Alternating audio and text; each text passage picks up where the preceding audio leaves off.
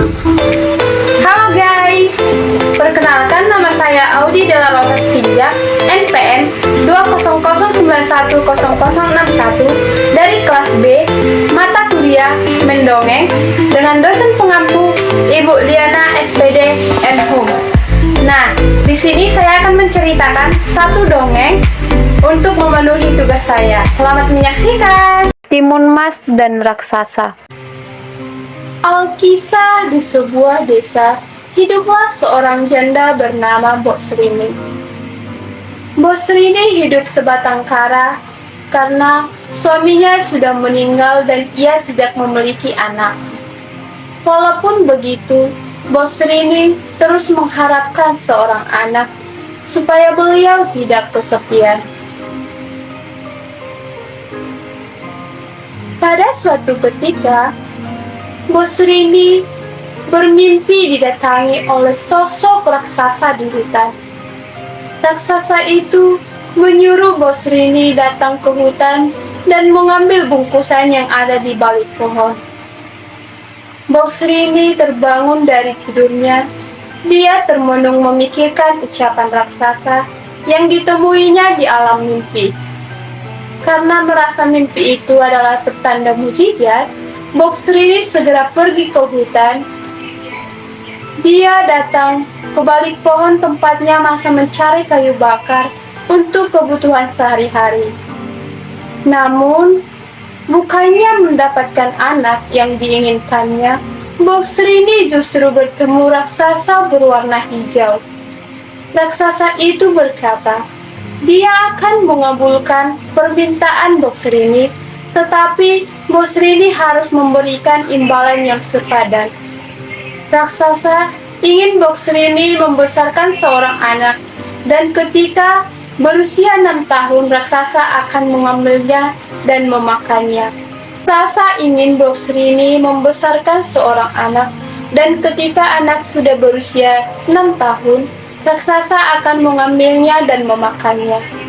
Mbok Srini pun menyetujui ucapan raksasa. Raksasa kemudian memberikan segenggam biji timun kepada Mbok Srini. Raksasa menyuruh Mbok Srini merawat biji timun mas itu.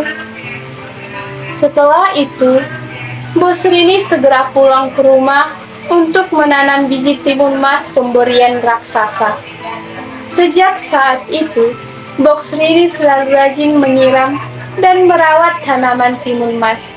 Biji timun mas mulai berubah menjadi pohon yang lebat hingga menghasilkan buah timun mas yang besar. Karena merasa timunnya sudah tumbuh, Mbok Srini segera membuka timun mas yang paling besar. Dari dalam timun mas, muncullah seorang bayi perempuan yang sangat cantik. Karena anak itu berasal dari timun, Mbok Srini pun memberi nama Timun Mas. Sejak saat itu, Timun Mas tumbuh menjadi anak cantik yang hidup dengan baik, karena Mbok Srini selalu menjaga dan merawatnya. Namun, Mbok Srini selalu dihantui rasa takut akan kedatangan raksasa untuk mengambil dan memakan timun mas. Ketakutan Mbok Srini pun terjadi. Hari itu raksasa benar-benar datang ke rumahnya.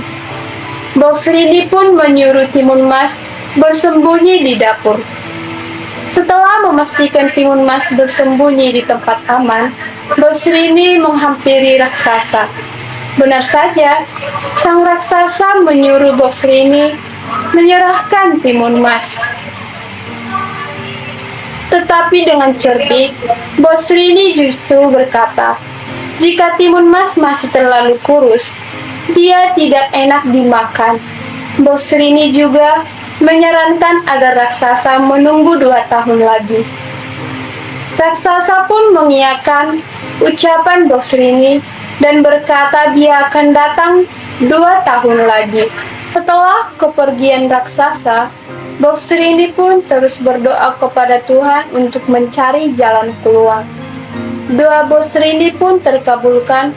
Melalui mimpinya, dia bertemu dengan seorang pertapa di gunung. Bos Rini segera menyuruh Timun Mas mencari pertapa yang ada di dalam mimpinya itu. Timun Mas segera mencari pertapa. Setelah berhari-hari pergi, benar saja pertapa yang ditemuinya ada di sana. Pertapa segera memberikan 4 bungkusan kepada Timun Mas.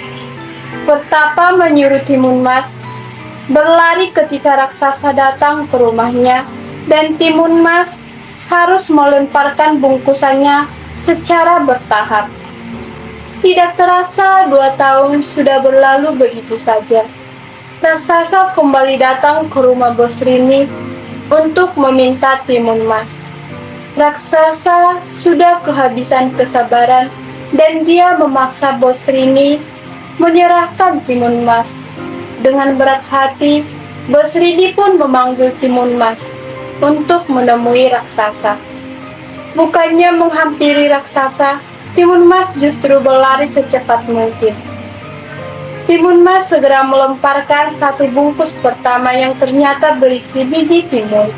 Ketika dilemparkan ke arah raksasa, seketika muncullah ladang timun yang sangat banyak, sehingga raksasa kesulitan bergerak.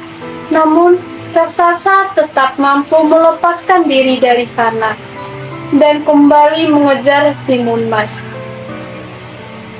Timun Mas segera melemparkan bungkusan kedua yang ternyata berisi jarum.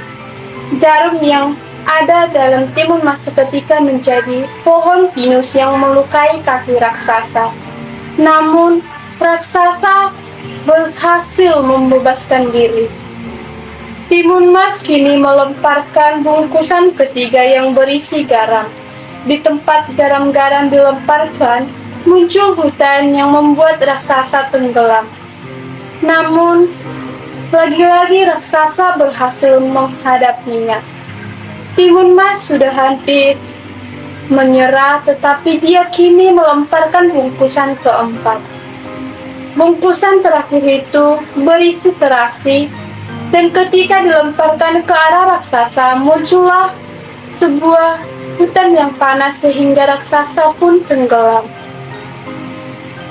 Timun Mas segera kembali ke rumah tempat tinggal Bos Rini. Ketika dia di sana, dia melihat Bos Rini sedang menangis. Bos Rini pun segera memeluk Timun Mas. Sejak saat itu, Bos Rini dan Timun Mas hidup bahagia selamanya. Oke guys, sekian video mendongeng saya. Jangan lupa di like, comment, share, and subscribe. Terima kasih.